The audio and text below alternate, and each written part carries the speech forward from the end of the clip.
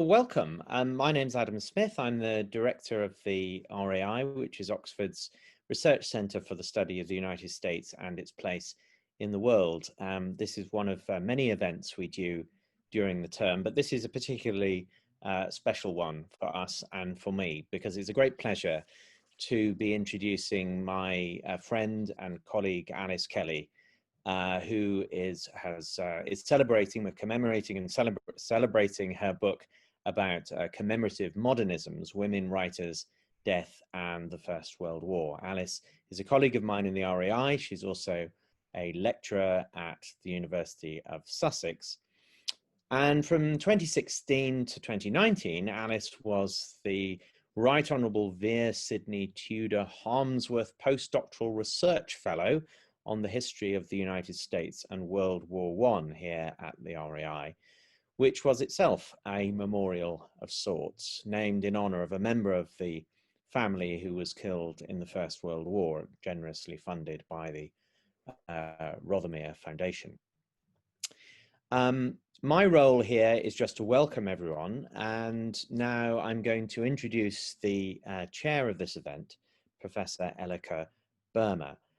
Elika is Professor of World Literature in English in the English faculty here at Oxford and the co-director of the Oxford Centre for Life Writing based at Wolfson College. From 2015 to 17, she was the director of Torch, the Oxford Research Centre in the Humanities.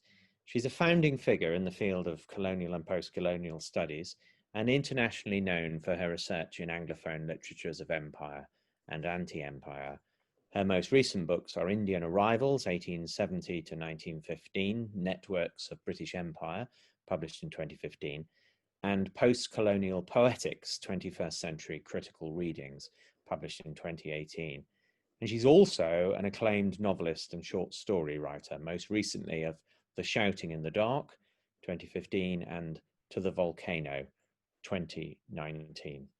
So it's my great pleasure to hand over to Elika, who in turn will introduce the rest of the panel and say more about Alice Kelly. Thanks so much, Adam, and thanks very much to the RAI for hosting this discussion.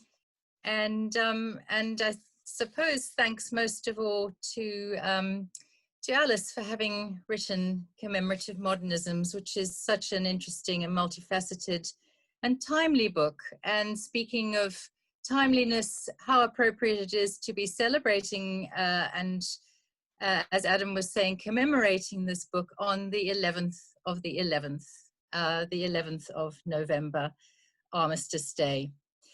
I am perhaps slightly confusingly both your chair for the evening and a commentator and panelist. And to separate my roles, I will come in after Jane and John and after Alice's short presentation. So in my role as chair, I would now like to just say a few words about the book, just to kind of bring us all in the picture. There's so many of us, it's quite delightful, so many of us here marking Alice's book today. So say just a few words, then I'm going to introduce everyone and then hand over to Alice to say a bit more about the book as author.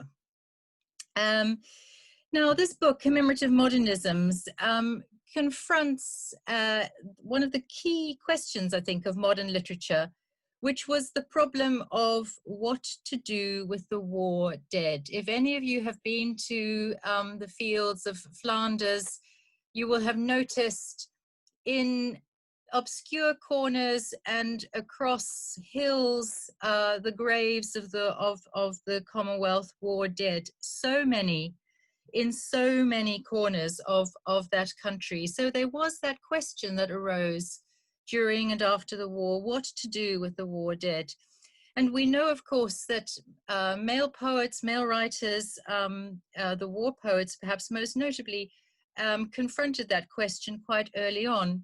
However, it was also explored by a range of women writers, nurses also, and who include the writers Edith Wharton, American writers, and that's the link, I think, today with the RAI, but also Katherine Mansfield, New Zealand, HD, another American writer, another key link, and Virginia Woolf. And what Alice does in the book is that she, with sustained attention, she reads through these writers and these women's representations of death and the culture of war commemoration. And she considers the question, and we'll explore this in the time that we have, she considers the question of how writing itself, literary writing, commemorates. So we're going to hear a lot more about that in a moment. So it's now my very great pleasure just to introduce our speakers this evening. Alice Kelly, as you already have heard, is a fellow and has been a fellow at the RAI. Her research focuses on 20th century literary and cultural history of both Britain and America. She's a transatlantic bridging scholar. As well as Commemorative Modernisms, Alice has published a critical edition of Edith Wharton's First World War reportage, Fighting France, a brilliant book, very interesting. And she's written essays on modernist and First World War literature. She has held a Remark Fellowship at New York University and had a British Academy Rising Star Award for her interdisciplinary seminar series, The Cultures and Commemorations of War. Next up, Jane Potter is Reader in Arts at the Oxford International Centre for Publishing at Oxford Brookes University. Her publications are many and diverse, and with apologies, Jane, I'm just going to pick out a few personal highlights. Boys in Khaki, Girls in Print, Women's Literary Representations, Women's Literary Responses to the Great War, Three Poets of the First World War, Ivor Gurney, Rosenberg and Owen, that was 2011. And then also with Carol Acton, Working in a World of Hurt, which took the narrative focus to women, and is so appropriate that Jane is here with us today as a panelist and commentator. And then wonderful to have a male voice also on our panel in John Horn, who is a historian and emeritus fellow and professor of modern European history at TCD, Trinity College, Dublin. A member of the Royal Irish Academy, he is also vice president of the research center at the Historiale de Grande Guerre, Péronne in France. In 2016-17, he was Leverhulme visiting professor here at Oxford, and he is the author and editor of a number of books and tens upon tens of chapters and articles relating to the Great War. Amongst his latest publications are A Companion to World War I from OUP and Blackwell, and with Robert Gerwarth, War in Peace. So again, a publication that brings our attention to commemoration and to the aftermaths of war. What a delight to be with you all this evening. I'm now going to invite Alice, please, just to kind of get us into the book, sink us into the book. Perfect.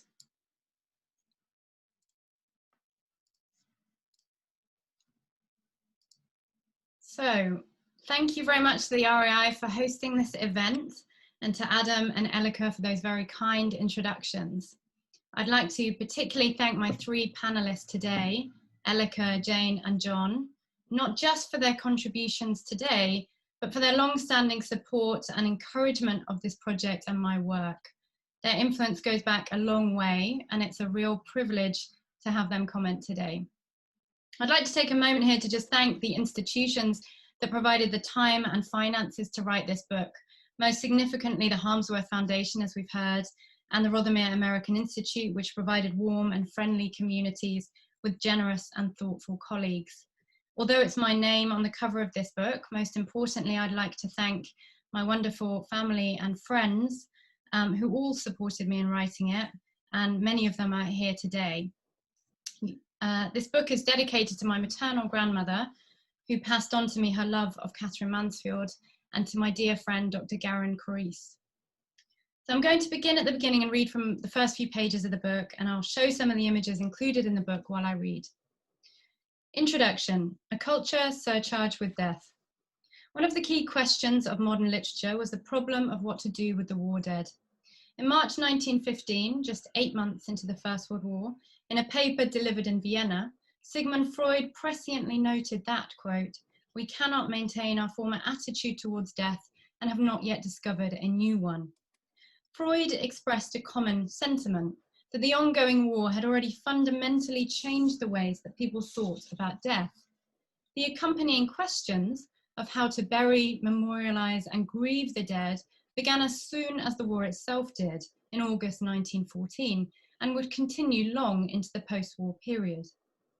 This book is about the ways that women writers wrote about death during and after the First World War.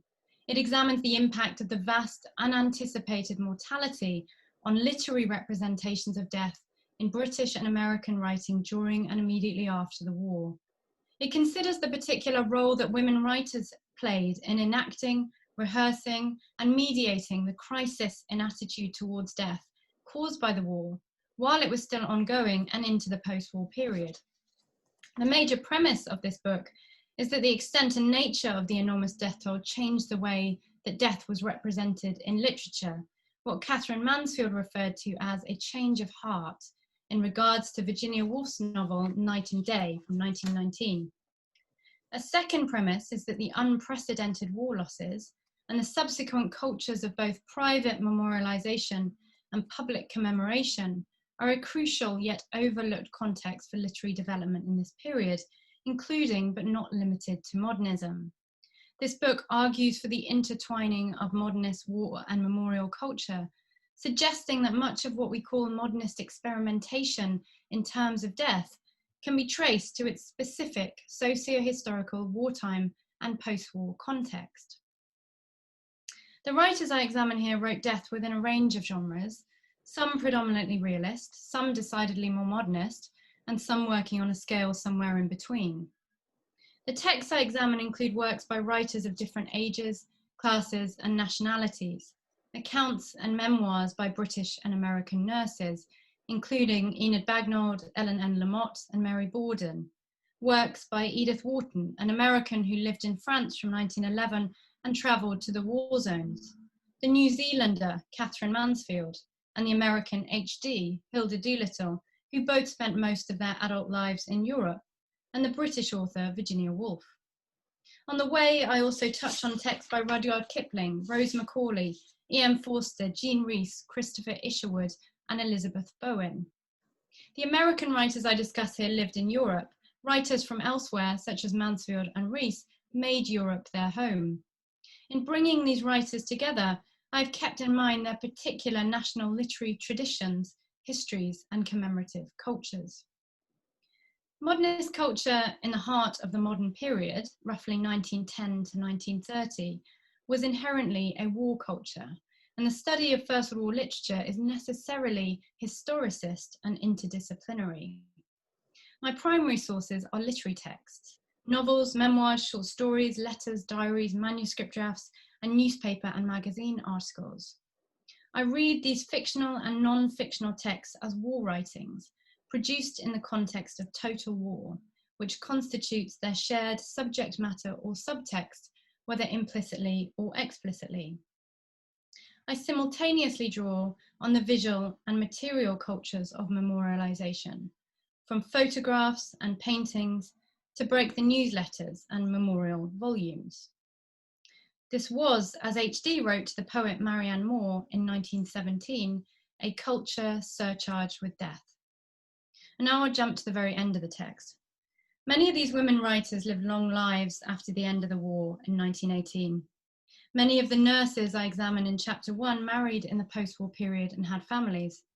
Wharton stayed in France after the war, producing one more explicit war novel, A Son at the Front, about parental and civilian grief, amongst many other novels, and dying in 1937 in her home in the French countryside. Mansfield died young from tuberculosis in 1923, just as her talent was at its height. HD lived until 1961, writing and rewriting the story of her war losses in multiple forms. Woolf continued to write about the war in the late 1920s and 1930s before she took her own life in 1941. We wonder how much their wartime experiences and losses continued to preoccupy those writers in those later decades. The numerous men the nurses remembered, Mansfield's brother, Wharton's nephew, HD's brother and her baby, Woolf's brother-in-law, and the ghosts of fellow writers and artists, Rupert Brooke, Henri Gaudier-Breschke, Frederick Goodyear.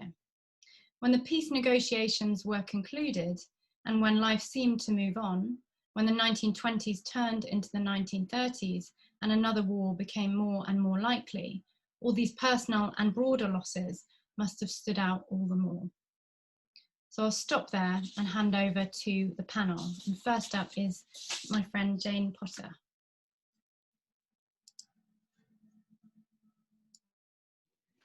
Hello, thank you, Alice. I'm hoping that my dogs don't bark in the middle of this, so fingers crossed. Thank you for inviting me to be part of this launch for your book today. And really, I just wanted to say what a fascinating piece of work it is.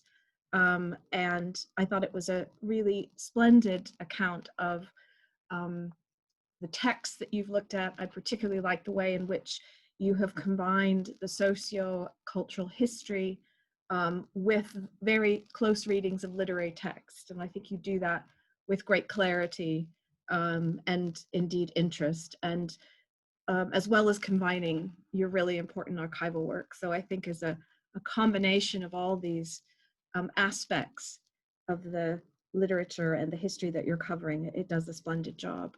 I love the cover, I would say that. But indeed all the illustrations I think really bring to life much of the material that you are interpreting, and particularly in terms of the sort of contemporary images that you showed us at the beginning. And I'm going to return to one of these when I finish up. So I had a few thoughts as I was reading through. I particularly, again, I guess to reiterate, like how you have combined sort of the modernist writers with non-modernist writers, and in particular with the nurses. And thinking about the people that you've written about, you write about Olive Dent, Pat Beecham, and others, the non-sort of canonical writers in a way, and reminded me of some of the work that I've done as well, and thinking about how these very patriotic texts, as you point out, are the kinds of things that may be off-putting when we start to read them. But you've picked out really wonderful passages in which we might call them sort of the chinks in the armor of this patriotic certainty that these particular wartime narratives give us, or indeed attempt to give the reader of these texts. They served a particular purpose. And I think you mentioned that they're sort of proto-commemorative texts, that they begin the process of commemoration even as the war is going on. And I think you've highlighted that really well. They reminded me in many ways of another text that I find really fascinating, and that's Kate Finzey's 18 Months in the War Zone, which is far more patriotically strident than Olive Dent, but equally has some wonderful commentary about the way in which the dead and the dying are constant presences, that she can't get rid of the odor of death, she talks about in a passage, that it no longer will haunt our nostrils. She says that they'll be deaf, maybe, and this is the big if in the book, maybe we will be able to be deaf to the sighing of the many souls in the wind. And she talks about being haunted by the cries of the dead and the dying I had seen. Not even the most solid edifices of masonry can obliterate the gruesome realities of a vivid memory. And I think this is very much the kind of thing that you're showing in the text that you have chosen to focus on, this connection between the larger commemorative pieces, the sculptures, the masonry, the graveyards, versus the written text, and the vivid memory that assails, and the way that modernist writers in particular are now trying to deal in different ways with those hauntings, in effect. Another point that really came to mind is this idea of this haunting that Finzi says in one point in her memoir, that she alone is left to tell the tale, and it is the nurses that are left behind to actually tell the story of the men that they have treated, that they have tried to cure, they have tried to heal, and then certainly in those that they haven't been able to heal. And so they're revenants, they're ghosts. And you discuss the paintings of the cenotaph, and what came to mind when I was thinking of that, or looking at that those passages, both in I think the concluding chapter and at the beginning, was the painting of Will Longstaff, the Australian painter who paints the Menin Gate, and indeed the cenotaph with these ghostly figures that follow along. And I think that really encapsulates this idea. And as you say at one point in the book, the idea of the ghosts of the dead returning or watching over the living was intensely comforting.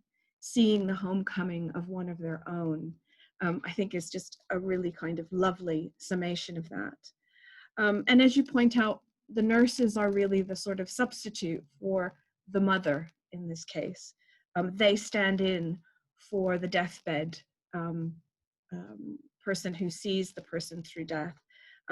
They're the menuensis for the dying soldier, the last letter to the family at home, and they prepare the body for burial. And as you point out, that this is something that is a ritual within these memoirs that you discuss.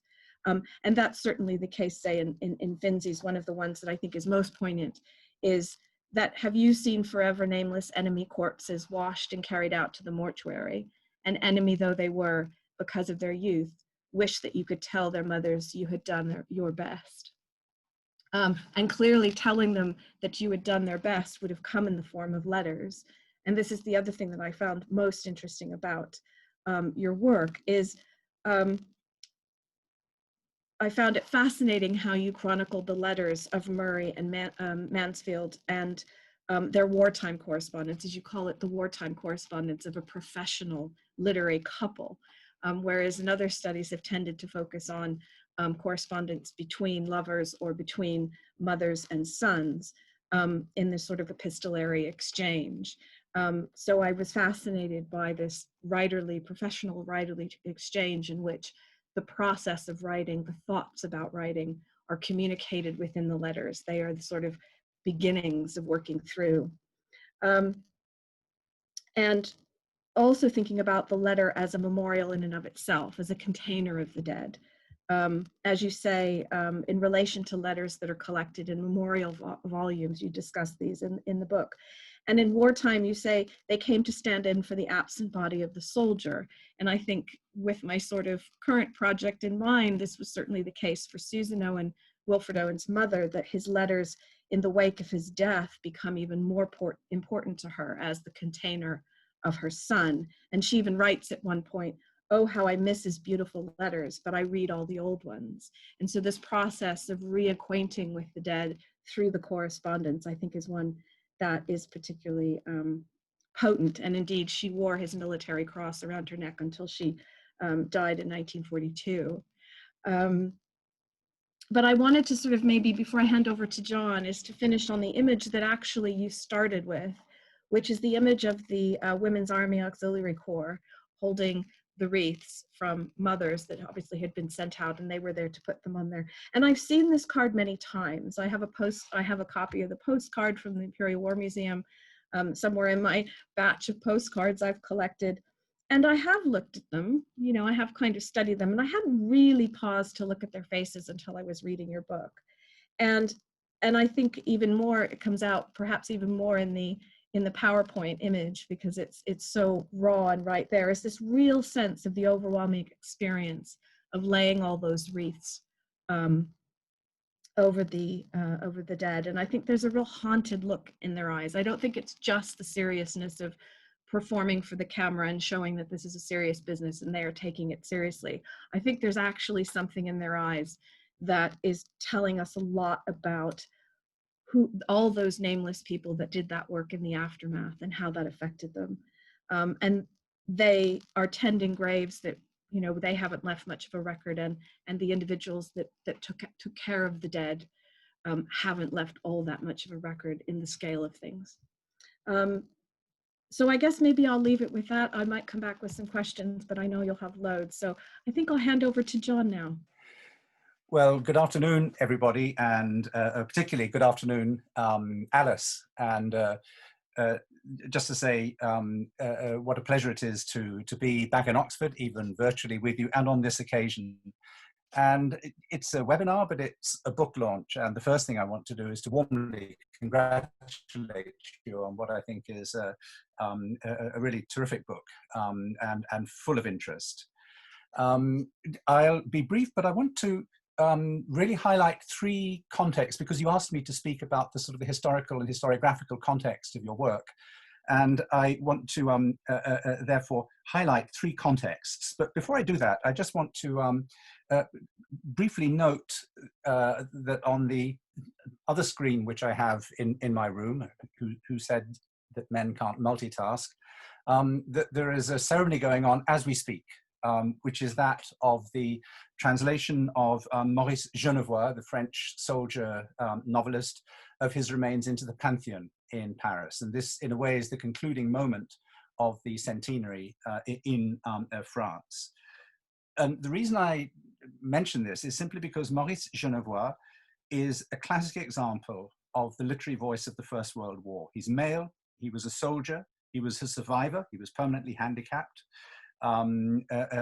His series of books, particularly the first one, Sous Verdun, Beneath Verdun, which was translated into English in 1916, was dedicated to Robert Porchon, his best friend, who was killed in February 1915. He lived cheek by jowl with death. Genevoix was neither a modernist nor a traditionalist, and in fact the novel I just mentioned was largely based on the diary which he kept at the front. So there's that combination of textual approaches which Alice is concerned with. But if that man and that male voice can be translated into the Pantheon, the secular temple of the great men of the Republic on this occasion, it reminds us 100 years on how polysemic the nature of the Great War is, and therefore of the literature and the visual arts, indeed, which come out of that war and which still grapple with it. Now, we've all no doubt got our own pantheon of authors who, for us, better or more powerfully or more movingly than others, translate what that war actually consisted of to us. But somehow, and this is the point I want to start with, the war is still somehow larger, more overwhelming as a historical phenomenon than all of the writers who've written about it. And yet those writers, and that's one of my first answers to the questions Alice put to me, I think that for me as a historian, those writers, those creative writers, remain some of our most important sources in grasping what the meaning of the war was for contemporaries and what it might mean for us now.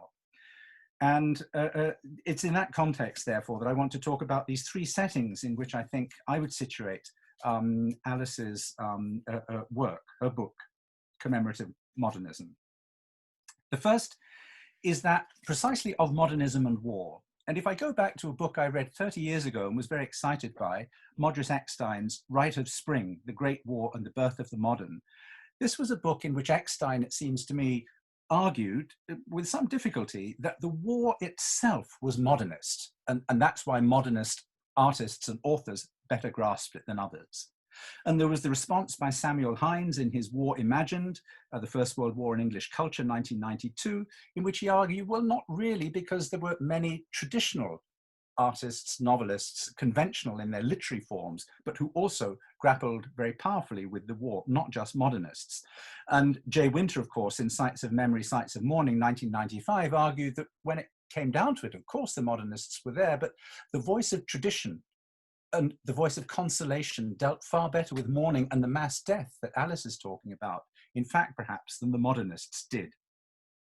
The second context is that of the male voice. I mean, Genevoix, as I've just said, was a man. And if we go back to that first real debate in the late 1920s over the literature of the war, the literature of disenchantment in Britain, Jean Notencru, Witnesses in France, the battle between Junge and Remarque in Germany, these were all men. They were male writers who were battling over the right, in a way, to portray and convey what the war had actually been. And it wasn't really, it seems to me, until the 1980s, with that pioneering Harvard conference between the lines, that we began to hear about women writers and gender as a concept. And since then, of course, there's been an opening of the floodgates, and Alice has contributed to that, as indeed has Jane, of work on women writers of all kinds in relation to the First World War, and therefore of women's experience, restoring, excavating, as it were, the woman's voice.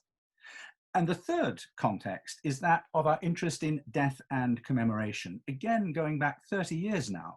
Adrian Gregory, Bruce Skates, and many other historians have talked about the impact of the war, its legacy, especially in terms of mass death, commemoration, mourning, grief, the coming to terms with that mass death.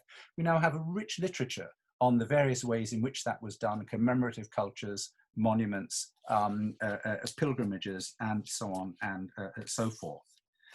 Now, it seems to me that part of the importance, Alice, of the book which you've just produced is that it lies at the intersection of these three fields. And you explore for us and bring to us some very interesting answers in relation to all of them. It seems to me that if we go back to Modris Eckstein's question, it wasn't a question of what modernism did to the war, was the war itself really modernist, but rather of what the war did to modernism. And I think in that sense, Eckstein's was kind of right in his intuition that somehow the nature of the war, and in particular mass death, challenged all forms of narration, all forms of representation. And so that modernism was one, but just one, of the many possible responses to that. But I come back to that point that somehow the polysemic nature, the overwhelming nature of the war, which still remains with us, meant that it was open to a multitude of interpretations. And it seems to me that what you've done, especially by your ability to combine different genres and different approaches, the memoirs of the VAD nurses, along with literary figures like Mansfield and Woolf and so on, is to show how mass death challenged and in a way created a certain kind of modernism, but also challenged many other forms of writing as well.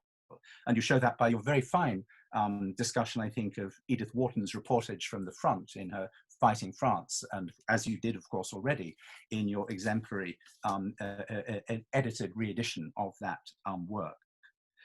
In relation to the voice of women, it seems to me what you bring out more clearly than I think I've seen in almost any other work about literature, how women were positioned differently in relation to the war, but through that had a powerful literary voice. But that's not a statement which can be taken for granted. That powerful literary voice, because of the dominance of the male competence, has had to be excavated, found, brought to the public, analyzed, and so on.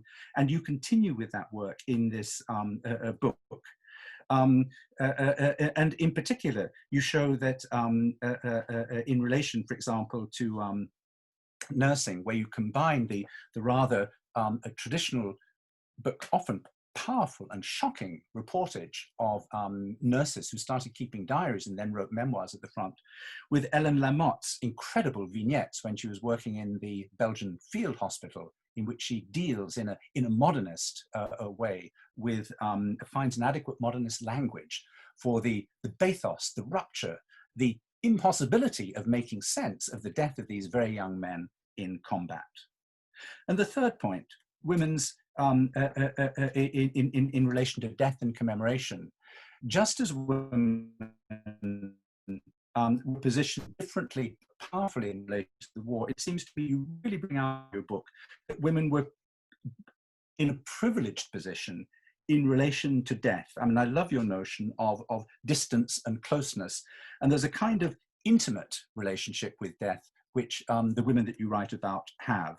The nurses at the front who are witnesses, they're ministering, they're concerned with commemoration there, but also the home front, where silence, waiting, the need, as you put it at one stage, to imaginatively reconstruct what was going on at the front and the possibility or the almost certitude of death That was also part of it. And that means, therefore, that when you come to your last chapters on the post-war period, you're able to show us that within that rich commemorative culture, about which we already know a great deal, there is a particular and very important thread of women's writing about it, in which also that intimate notion of commemoration, which was particularly a woman's realm, going back to the late Victorian cult of the good death and so on, is one which is adapted to this truly modernist experience of the First World War, which is the fragmenting of time, the revenants, the ghosts, which Jane has referred to, and how there is a very specific and powerful set of women's responses, modernist in particular, but also not modernist, more traditional, which concern that. So if I come back to conclude to the other ceremony which is going on as we speak, which is that of Maurice Genevoix, the ultimate male voice of the soldier, 102 years later being translated into the Pantheon in France, it seems to me that precisely on this date, the 11th of November 2020, a book on women's commemorative modernism couldn't come with better timing. Once again, my warm congratulations.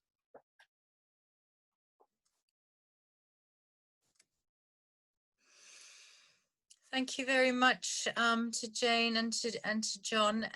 In my role now as panelist, I'd like to add a few comments. I really love what the other panelists have been saying, and respond very much and agree, especially with I think with what John was saying, and Jane too, about the highlighting of the woman's voice through realism and through and in modernist form. It was a really fantastically evocative experience to encounter, re-encounter. I mean, I've been talking with Alice about some of these ideas, as she knows, for a decade, but it was so evocative and sometimes actually quite moving to read through how Alice has kind of compacted, drawn together these different studies, ranging from nurses' accounts all the way through to HD dealing with the loss of her baby. I deeply admired Alice's care, her care as a historian, as an archivist, the clarity of her style, the comprehensiveness of her treatment. To pick up on a word that John Horn also just used, I think it so well describes this this writing and Alice's kind of study, the attention to polysemy, to the multiple levels at which the experience of the war was being processed by nurses and by writers. I was interested too to see the attention to consolation as well as commemoration, and how the making of meaning and going back over certain experiences in writing and rewriting worked for these individuals, for these writers, as a mode of excuse me, of consolation. I've been, like Alice, an admirer of the work of Katherine Mansfield from from youth, really, and it was so interesting to see in this company that Alice draws together a rather different, kind of more grounded, self-consciously professional and realist Mansfield emerge out of that combination of Mansfield with some of these other leading writers of the war experience. I have a few questions, threads that we could explore in discussion emerging out of my reading of this incredibly persuasive, charged, sometimes even compulsive study. I read it and reread it quite compulsively. It is, as I say, very, very involving as a piece of scholarship. And that's not something that one can say about about scholarship always. So some of these threads, I was really interested in the trajectory, Alice, that you trace through the book from kind of realistic representation, letters and diaries and so on, through to the haunting that starts to come through certainly in the conclusion, in the final chapter. And I wondered whether in your readings and your archival work towards this book, you encountered other moments of, the dead arising, not only returning as ghosts or as memory, but the sense that it would have emerged as the 30s unfolded, with the prospect of another war looming.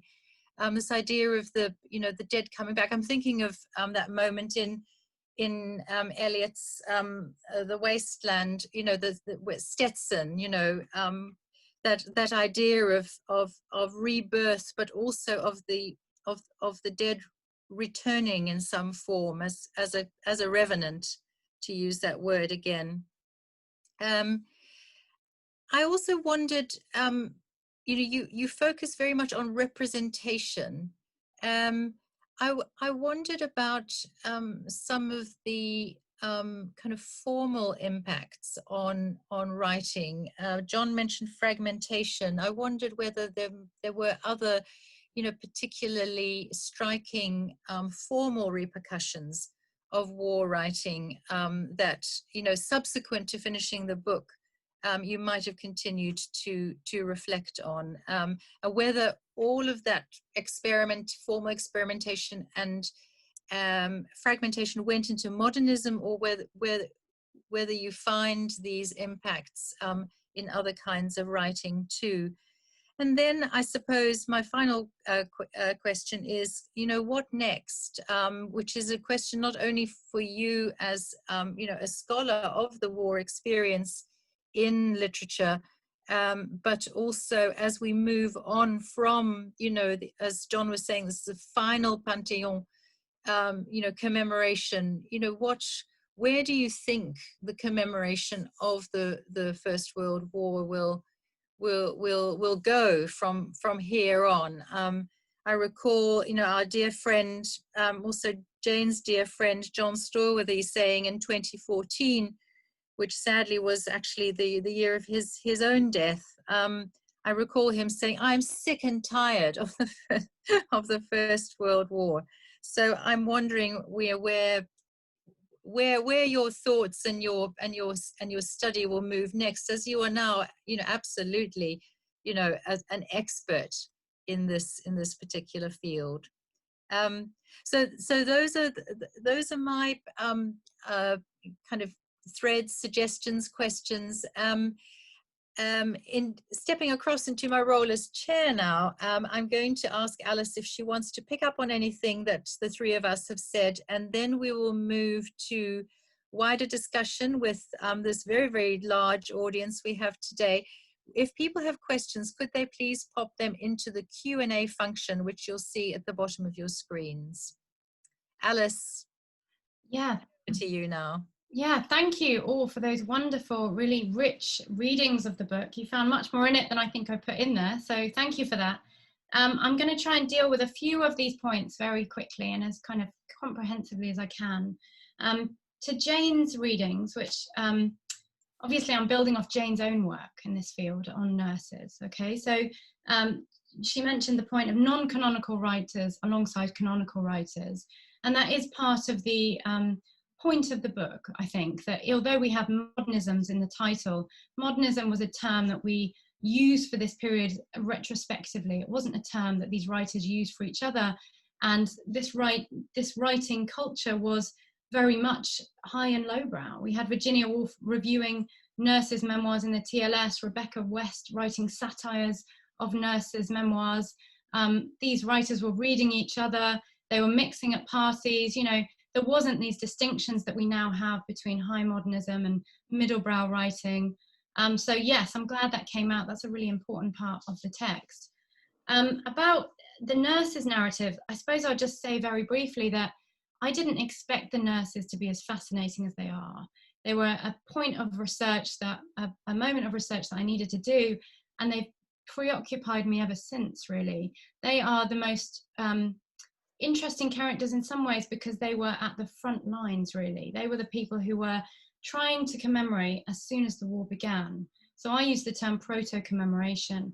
They're trying to give the men a place in writing, and we can see their struggles, even in the most patriotic texts, which Jane is right to point out that many of them are very patriotic. These were middle-class women who'd come, you know, the truism is out of Edwardian drawing rooms and into these battlefield hospitals, and were reaching for whatever tropes they could find to write about the men who were dying in enormous numbers in their hospitals. They were often untrained women.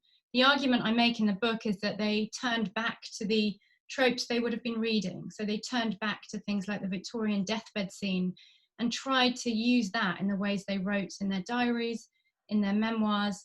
But it didn't always work, because it couldn't be the Victorian good death in this scene. It couldn't be surrounded by family where their dead person was ready to go.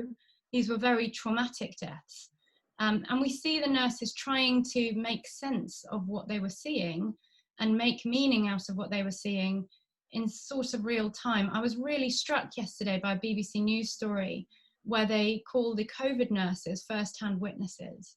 And it's almost exactly the same discourse. And once again, 100 years later, we see the nurses, the medical doctors being the people who are bearing the burden of both witnessing and grieving. And I think we're going to have the most extraordinary spate of memoirs coming out of this very traumatic period.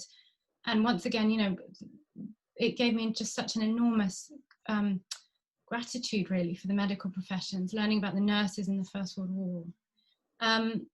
So yeah, they're liminal figures. They're both, you know, the nurses were in the army and not. They were grievers and healers. They have this sort of very interesting contradictory role, and have become the thing that most people pick up on out of the book, actually, which is interesting to me. Very quickly about letters. Yes, letters I think are such a fascinating space. In this case, they provide a space for experimentation. So I meant to write that chapter about Katherine Mansfield's stories, and I ended up writing the entire chapter about her letters, where she is trying out various tropes. She's trying on the new military discourse that permeated the culture around her. And she was a writer, so and initially she's having a lot of fun with that discourse. She talks about herself as a combatant. You know, she describes the new language. She's playing with the language around her, but she goes on and starts conflating the war with her own illness. So part of the argument of that chapter is that we don't see Wharton Mansfield writing about the war in her short stories, but it's the letters where we see the political Mansfield trying out ideas. And some of the theory from that chapter came from sociology about the epistolarium. You know, how do we think of a writer's corpus of letters, and what does a letter enable us to do? It enables us to try on different epistolary selves, so to write to different people in different ways.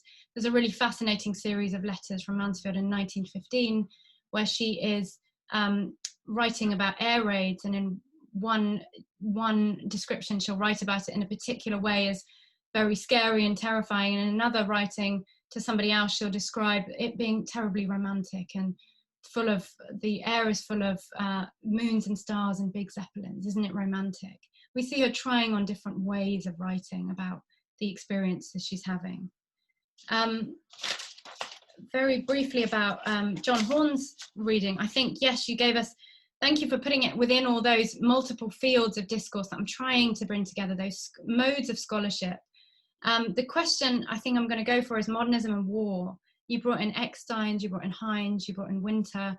They're all obviously very important forebears and interlocutors that I was trying to deal with, and I think I still haven't quite got to the bottom of the bigger question, which is the war a kind of break in history? Does it inaugurate a new mode of writing and new modes of thought, or is it something that accelerates what's already happening? We know that there was modernist writing that was already happening before the war. I think one of the interventions that I'm trying to make is this mass culture of death is key to the ways that we write about death in the post-war period.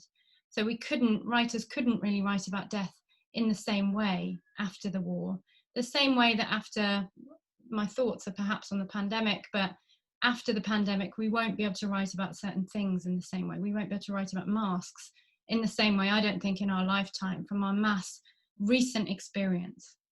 So yes, I think the question what the war did to modernism is the really important one. We think of many of those people who were lost in the war, people like Apollinaire or Gary Abreschka, the ways in which the war could have changed the ways it went. You brought up reading different genres, so multiple questions here.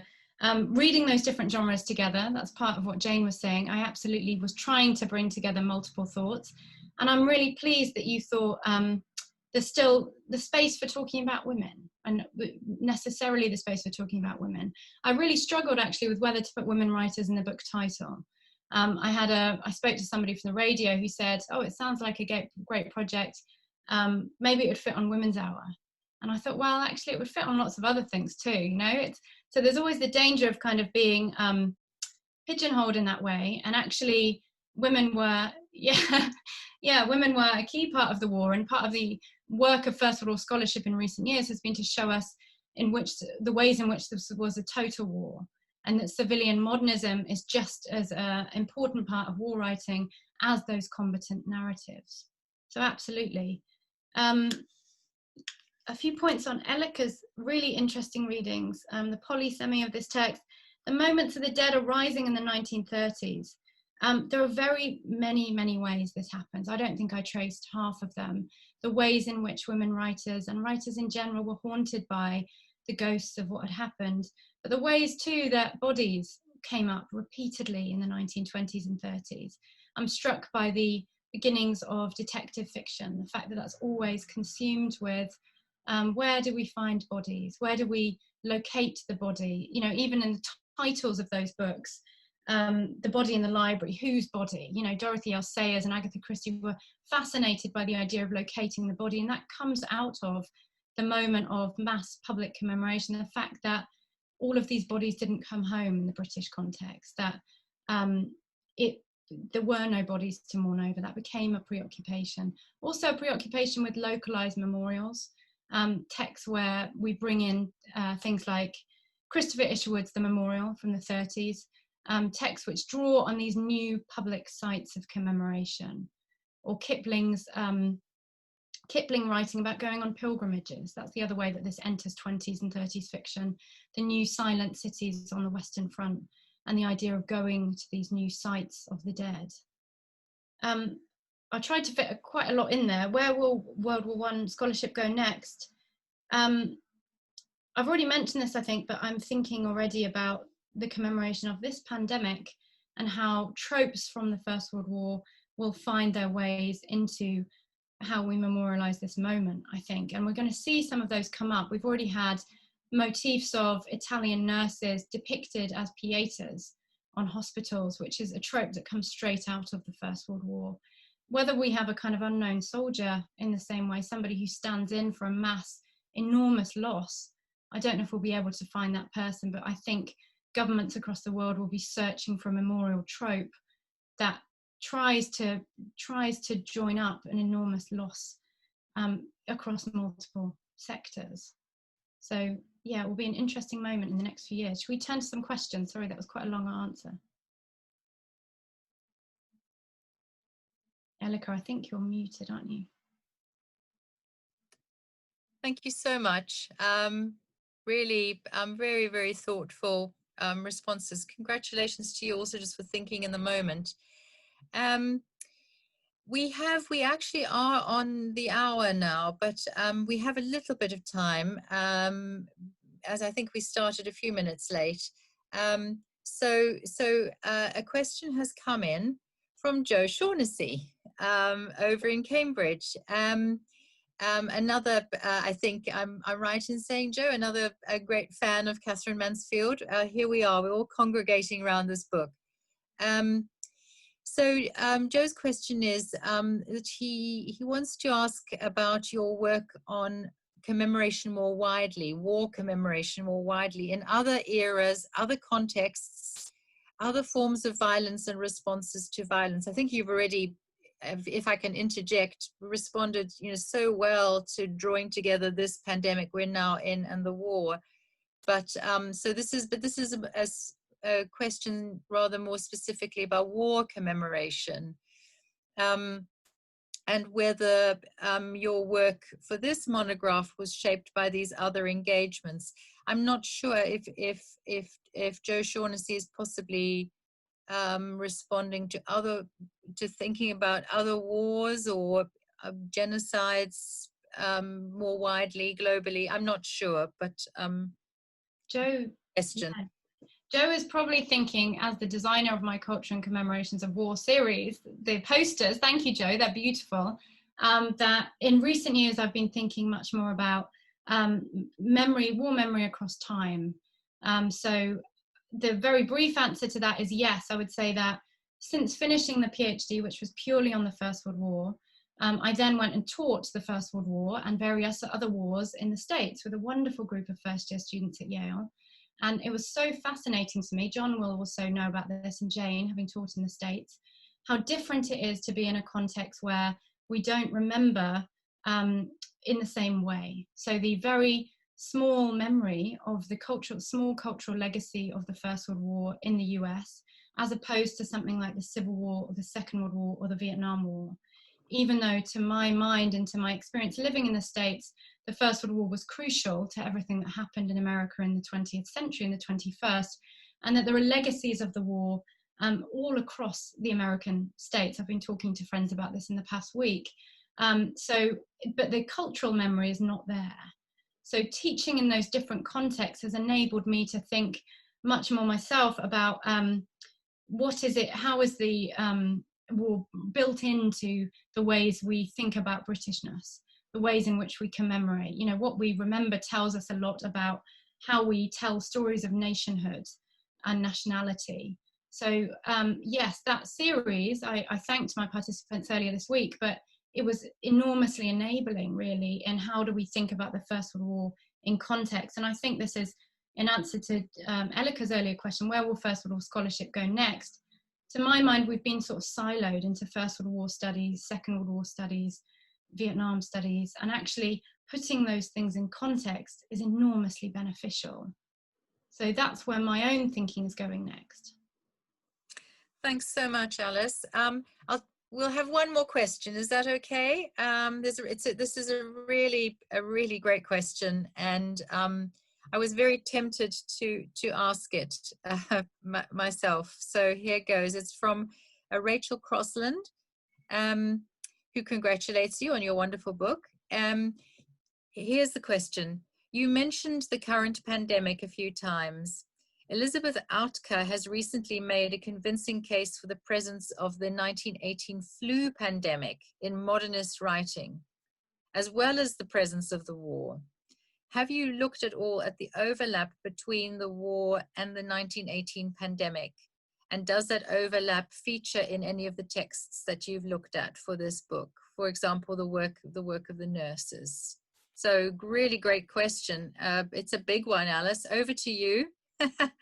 Yeah, I mean, I've been thinking about this recently, obviously, because of everything that's been happening. I was writing about the flu pandemic in 2018 when I was in New York, trying to sort of work it out for myself, because I'm fascinated why there isn't a bigger cultural legacy of the flu. Obviously, that's changed in the last 6 months, where we are making analogies with that war, with that pandemic of 1918 to 20. But as brief as I can make it, the pandemic, I think, in 1918 was subsumed into the memory of the war. So a crucial factor in this was timing, in that it came at the end of 4 long years of war, and it seems that many people just conflated war deaths with flu deaths. So they didn't really distinguish between the two, either in their memoirs or in person. It doesn't seem to be the case. So timing was really crucial. And the fact that it didn't produce a large cultural legacy. I mean, the key text that we probably all think of is Pale Horse, Pale Rider by Catherine Ann Porter.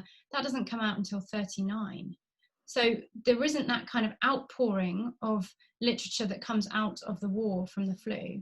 I think there's still much, much work to be done on this. We should be thinking of them as separate moments, but actually in terms of the cultural history of death, they tend to become subsumed together. And there were various conspiracy theories at the time. I mean, people thought that the flu was caused by vapors coming off the bodies on the battlefield. So there were ways in which they were brought together at the time.